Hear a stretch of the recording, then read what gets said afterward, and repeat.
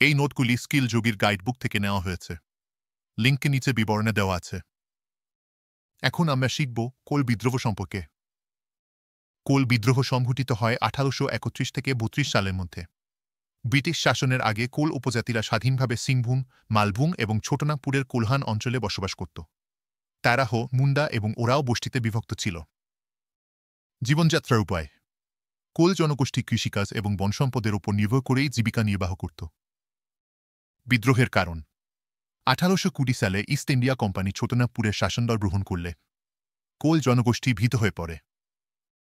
1820 থেকে 21 সালের মধ্যে কোলরা পোড়াহাটের জমিদার এবং তার ইংরেজ সেনাপতি রোকসেসের বিরুদ্ধে যুদ্ধ করে।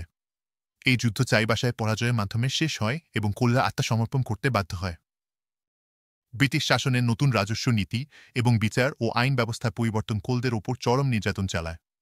কোম্পানি এবং তাদের সমর্থক জমিদার, মহাজন এবং ব্যবসায়ীদের শোষণ ও প্রতারণার ফলে কোল সমাজে ঐতিহ্যে আঘাত আসে।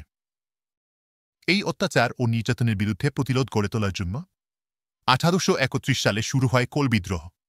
কোল বিদ্রোহ ছিল ব্রিটিশ শাসনের শোষণমূলক নীতির বিরুদ্ধে এক সাহসী প্রতিরোধ।